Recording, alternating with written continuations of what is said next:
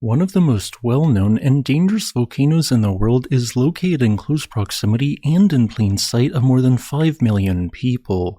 Centered only 13.7 kilometers east-southeast of the city center of Naples is the towering edifice of Mount Vesuvius, which I have ranked as the third most potentially dangerous volcano on the planet, only ranking behind Taal in the Philippines and Krakatoa in Indonesia. Just by looking at this volcano, you can easily see that it has a highly explosive and destructive history, with a large 1,000 foot deep and 2,000 foot wide summit crater formed by a powerful 1906 eruption, and a steep walled caldera remnant marking the remains of the Mount Somma volcano which immediately preceded Mount Vesuvius.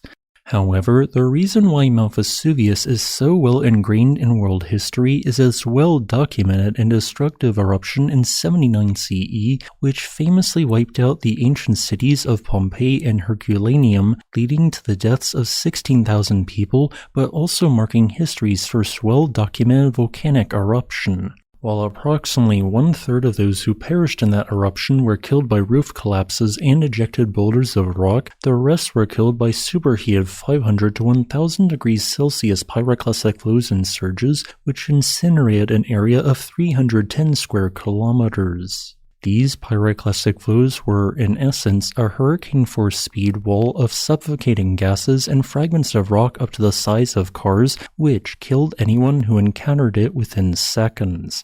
This pyroclastic flow reached Pompeii within only a few minutes of its generation, reaching up to 15.9 kilometers away, including portions of the modern city of Naples.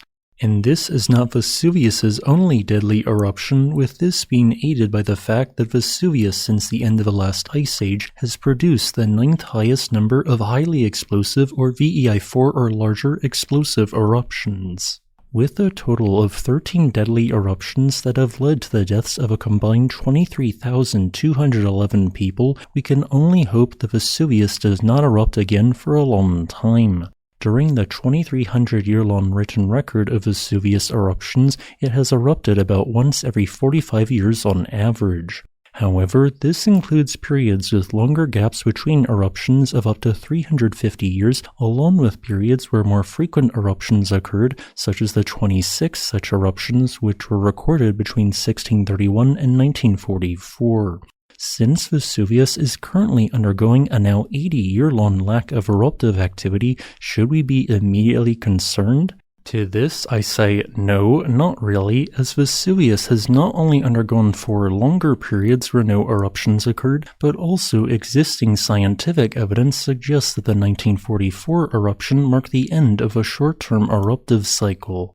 In other words, it could be as much as another 1 to 2 centuries before the next eruption occurs.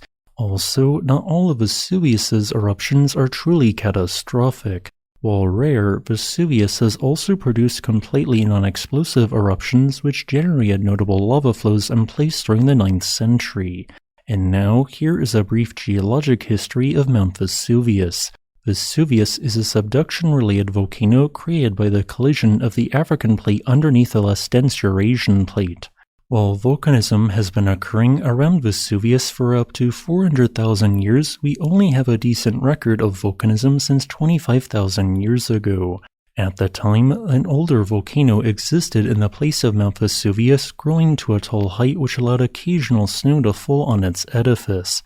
However, this volcano, known as Mount Somma, would later be almost completely destroyed in an ultraplinian VEI6 eruption 17,000 years ago.